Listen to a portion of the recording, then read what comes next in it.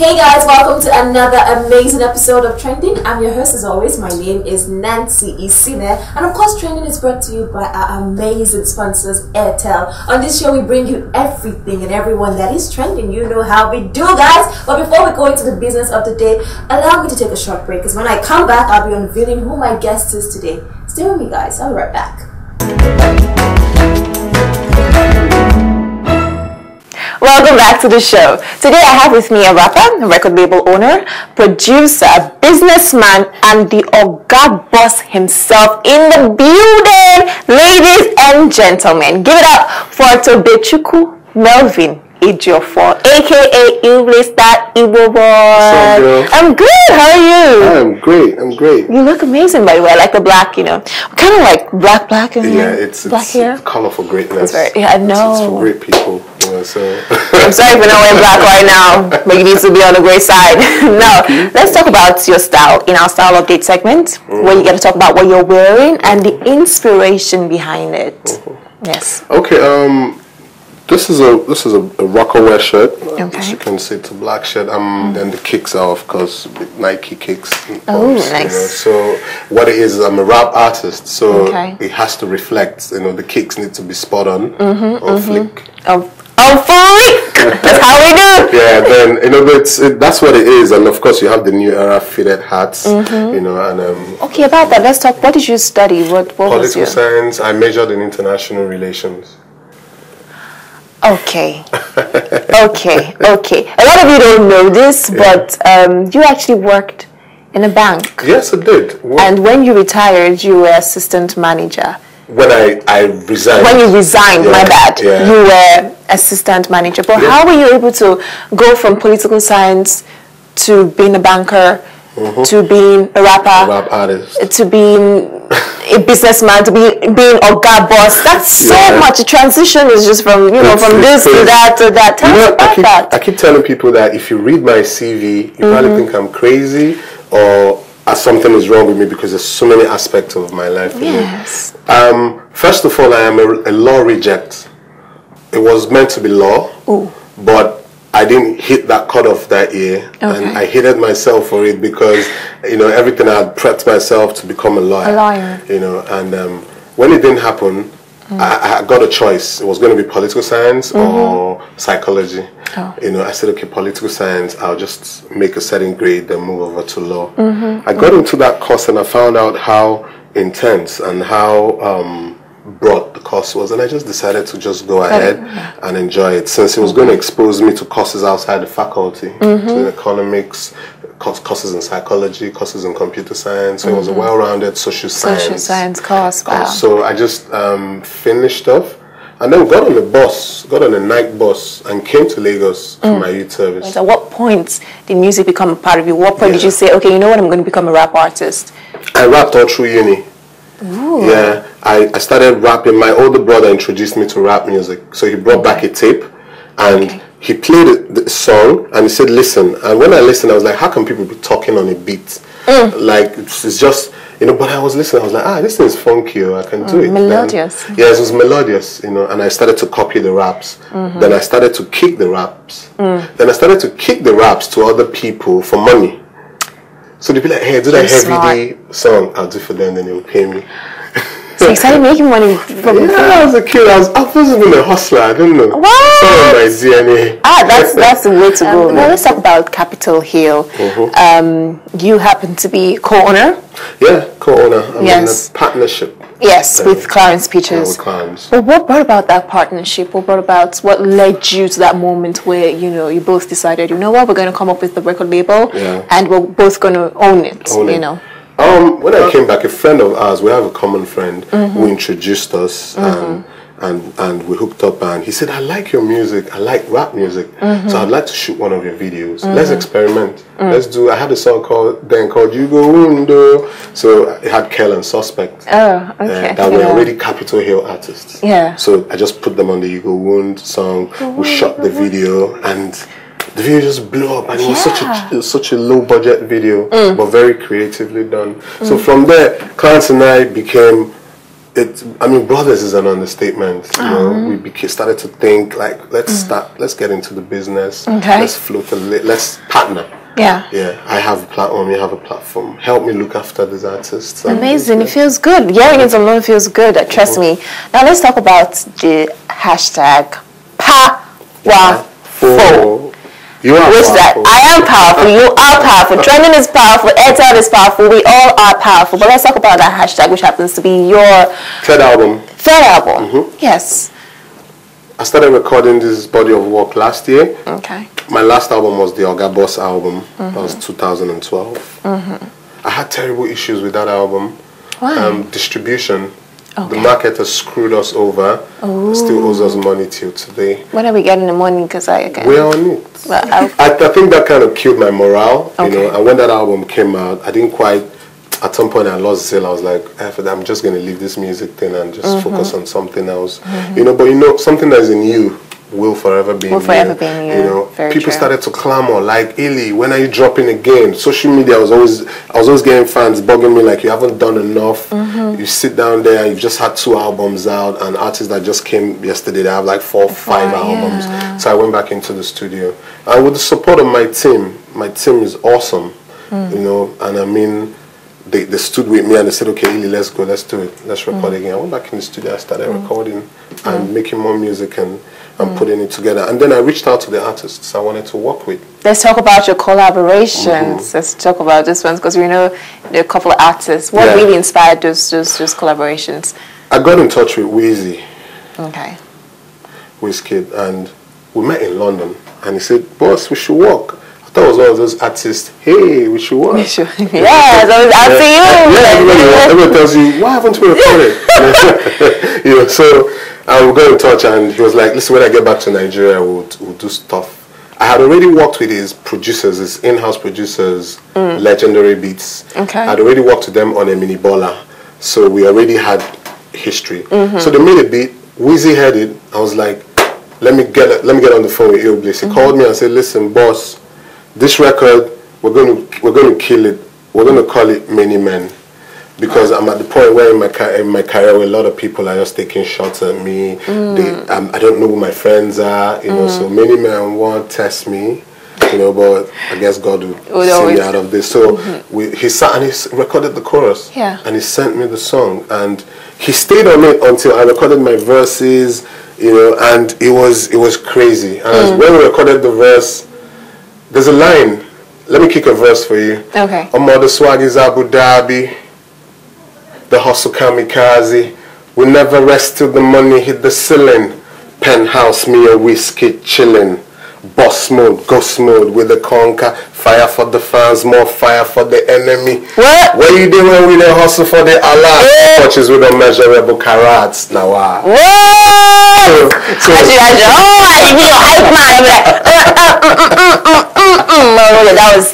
that's how we made the record, and it was awesome. I'm pushing the singer now, and I'm just waiting for him to get his behind back into Nigeria so that we can get the video done.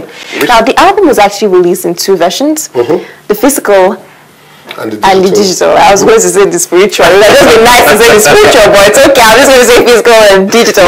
You know, tell us about this new development. It's just sometimes you add a lot more value or add an extra value to people that buy online. So you add a couple songs, you know, and make the artwork different. It's just like a different experience for people that buy your albums online, because they could be buying from anywhere, you know. And then you have the street version, which is the one that Niger people will buy on the streets. Sharp. 150. 150 or 100. But quick one though, tell me, is it compulsory the Clarence shoots all of Capitol Hill record label artist videos? Because I've noticed it's like a trend, almost everything. I mean, if I was under the record label, if I was to sing, I'd be like, I actually always have to shoot my video. I feel it's one of the perks. But is it compulsory that, you know, Clarence has to shoot all the videos? For me, it is, as Ayo BLISS, it is, because I've gotten so used to Clarence. We hear the same things when we listen to songs. We share pretty much the same vision. So I love the amount of work other directors are doing. I am a huge fan of some of the directors out now, but I've worked with Clarence for so long, I'm like, He knows you. If it ain't broke, don't fix it. You know? True. Yeah, so just leave it where it is, and he understands my brand. Every now and then he just tries to set me up and says, and he goes like, "You're going to wear 4. They're going to wear some recross glasses. I'm going to sit," and I'm like, "Me." You know, that class can be outlandish. When it comes to me, he just turns like it becomes like a kid in a toy shop. You put this way, I'm like, I'm not going to wear a pink suit, pink shoes. No, it won't happen. I find that ridiculous, you know. So ultimately, so much fun working with him. Well, let's talk about your tours, though. You've been recently went on a tour. I got on a tour to support my very good friend DJ Spinall. Okay. Yeah, and we went on the road. We went to a couple of cities, and I mean, most notably, Benin, Port Harcourt, Abuja, Enugu. You know, so for every tour, you had MI and Adekunle go. No, I think you had MI and a couple of people, Kiss Daniel. Okay. Yeah, we had them in for Port Harcourt. Then we went to Abuja as well, and we had Adekunle go, Simi, and Praise joined in at some point, and Shantizo. Okay. You know, and again, I got on the stores, and I told God, you know, like, I've been grinding in this business. I need to expose my music more, so I'm going to hit the road, and I'm going to kill every performance, and I'm going to leave an impression with the fans. Hallelujah. And every time I got into those places, and the performances were mad, and then people be like, "Boss, you need to perform more. We don't see you enough." You understand? So it just showed me how far I had drifted from my fan base, just because I was trying to, you know, build an empire, bring up more artists, you know, and everything. But I promised my fans, I made them a promise every venue. I said, "Listen, man, I'm going to come back to your city and we're going to rip it down." Abuja was crazy. It was? Hey! And they say Abuja people like to form. They like to use their iPad when you're performing. Was any of this true? It wasn't happening. They were turning up like... And I'm like, okay, this is not the same FCT that used to tell us about. Enugu was home, so Enugu was just natural. It was popping. Like, you know, language was popping. I went there with Borne Boy, you understand? So it was crazy. It was crazy. So I'm doing more. We're going to start our Lagos club tours very soon. We look forward to that. Now, okay, boss, let's talk about a project that you're working on, a Nigerian project, Reincarnation. Yeah, which can also be pronounced as Reincarnation. Or Reincarnation. Tell us more about that. It's a little NGO. I want to give back to the people, to the kids. I think there's a sense of hopelessness and a sense of a loss of identity sometimes in the current generation, in that segment in Nigeria. So people are not very conscious of the country. They're not so proud of the country. A lot of people can't even speak their languages. A lot of people are looking for ways to express themselves other than going to school, going to the usual schools to study the usual. But do you think there's something actually wrong with not? I know there is something wrong with not being able to talk in your mother's tongue. I tried. That's why I try to perfect my pidgin or my pidgin. I speak two languages, English and pidgin. But my languages. But do you think there's really something wrong? Like people see it as a major issue to not be able to speak. I try to understand, but it's just not. Nigeria will always be Nigeria. At some point, you're going to touch base with home. And by home, I mean the village. Where you're really, really, truly from. You know, a little bit of effort, you know, could help. A lot of parents have also killed off dialects for their kids because they raise them in some of the raise them in English pretty much. You know, so I'm trying to be a role model. That's what the Reincarnation. That's what it actually is. It's about the young people that come to me and they say they want to rap. That's why they dropped out of school. You know, and I'm like, no, but I have degrees now, so why do you have to? You know, like, okay, if you don't want to go to typical uni 6334 system kind of schooling, find a technical college, have a skill, be good at something. Music is not an outlet for delinquency or just for dropouts. You know, it's become much more than that. Alright guys, let's go on to the next segment of the show, which is the video of the day. We'll be right back. Enjoy.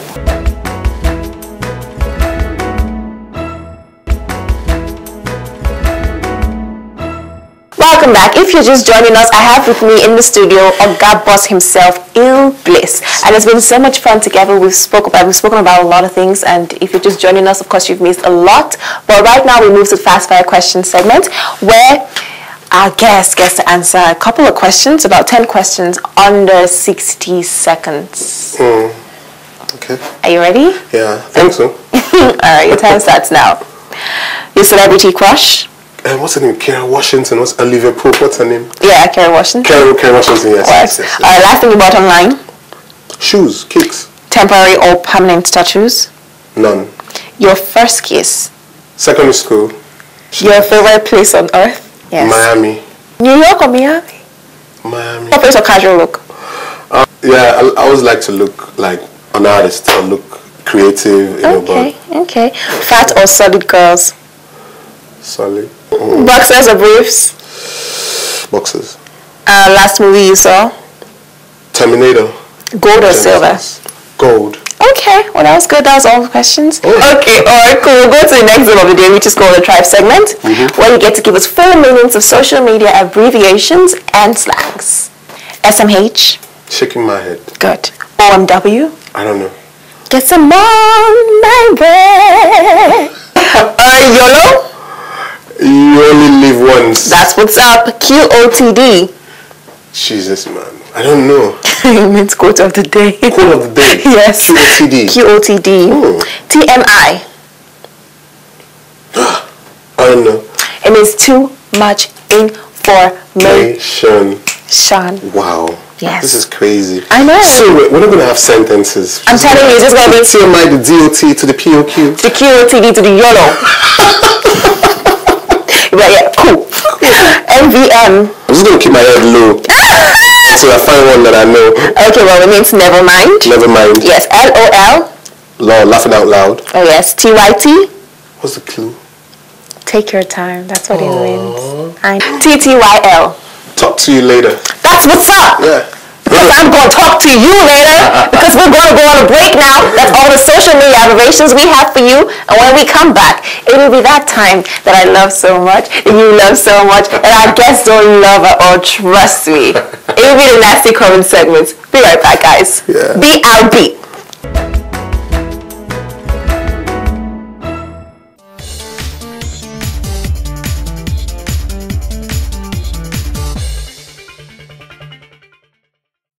This is a nasty comment segment where we get to see the nasty things that you beautiful people with beautiful hearts have said.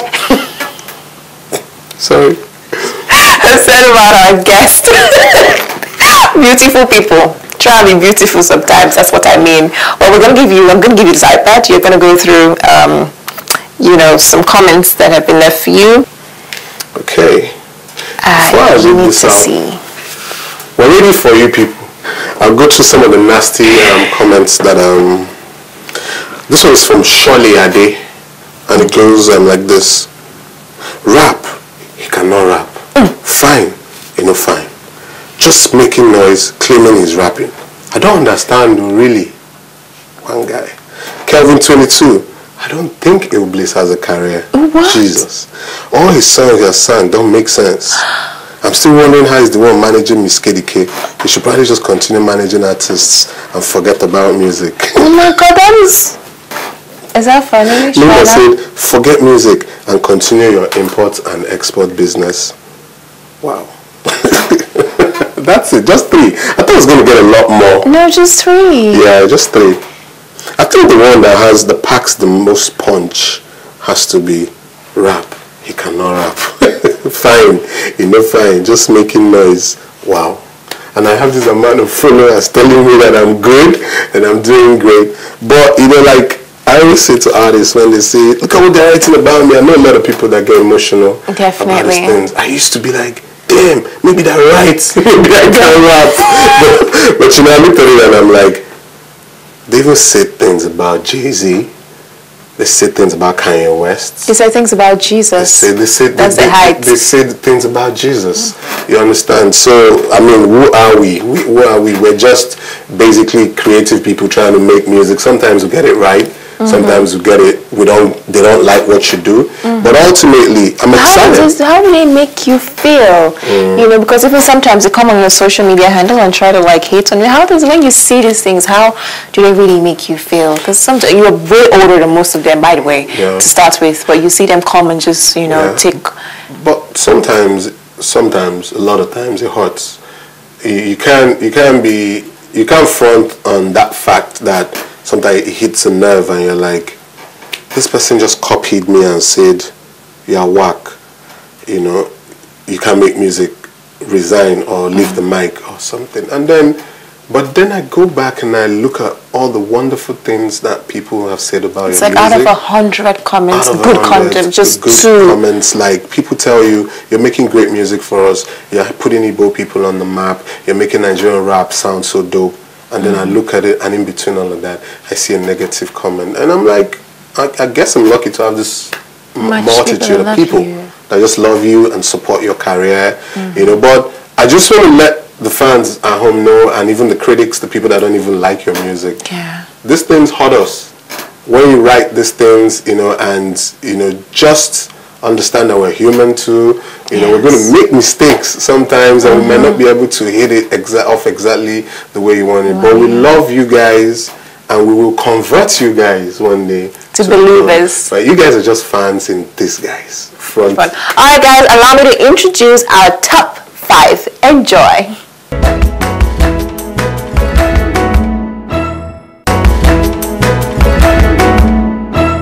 Okay, people, that's all we can take on the show today. Make sure to join the conversation. Follow us on Twitter at HipTv and on Instagram at Trending on HipTv. You can also follow me on Instagram at Nancy Isime Official. You can also watch us online at www.hiptv.tv. Till I see you next time, make sure to keep it locked. Stay blessed. Goodbye.